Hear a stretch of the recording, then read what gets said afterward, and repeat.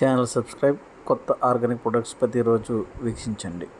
ఎలా ఉంటుంది ఒరిజినల్ తేనె, ఎలా మనం పరీక్షించాలనేసి చాలామంది యూట్యూబ్లో చాలామంది వీడియోల్లో పెడుతూ చూపిస్తూ ఉంటారు.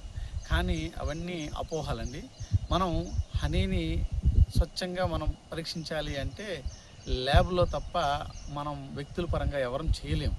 ఎందుకంటే హనీ మనం టెస్టింగ్ ఇప్పటివరకు చూసిన వాటిలో మొదటిగా వాటర్లో ఒక కంచం తీసుకొని వాటర్లో పోస్తే కింద హనీ అలా గడ్డగట్టిపోయి వాటర్లో కరగకుండా ఉంటుంది అంటారు. ఇది ఒక రకమైనటువంటి టెస్ట్, అదొక నమ్మకం.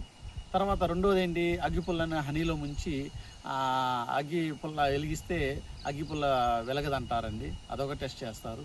అలాగే పేపర్లో హనీ పోస్తే పేపరు తేమ రాకుండా, అదేవిధంగా మనం వెలిగించినప్పుడు ఆ హనీ ఉన్న ప్లేస్ మాత్రం కాలకుండా ఆగిపోతుంటుందండి, అదొక టెస్ట్ చేస్తారు. అదేవిధంగా మనం 100 రూపాయల కాగితంలో పోసి ఈ హనీని రబ్ చేస్తారు. అలా చేసినప్పుడు కూడా హనీ అనేది ఆ పేపర్కి తేమ రాకుండా తడిసిపోకుండా ఉంటుందనేసి అదొక ప్రయోగం చేస్తుంటారు. అదే విధంగా మీకు ఇంకొక ప్రయోగం ఏంటంటే, పాలు వేడి చేసిన పాల్లో హనీ పోస్తే పాలు విరిగిపోతుంటుందండి. అప్పుడు కూడా అది కూడా ఒక టెస్ట్ ఒరిజినల్ అనుకొని చేస్తుంటారండి.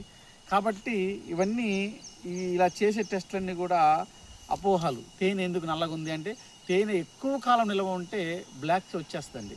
అంటే వాటర్ కంటెంట్ తగ్గిపోతున్న కొద్దీ అది కొద్దిగా గట్టిదనం వచ్చేస్తూ ఉంటుంది. అందరూ ఏమనుకుంటారు, నల్లగుంది ఇది బెల్లం పాకం అనుకుంటారు, గడ్డగట్టింది ఇది బెల్లం పాకం అనుకుంటారు. ఇటువంటి అపోహలన్నీ వదిలేయండి.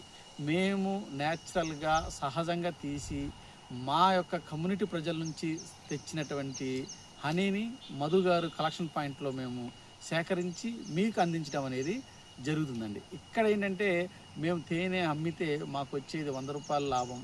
ఈ 100 రూపాయల కోసం మేము ఎవరినో మోసం చేయాలనేది మాత్రం మేము ఆశించామండి.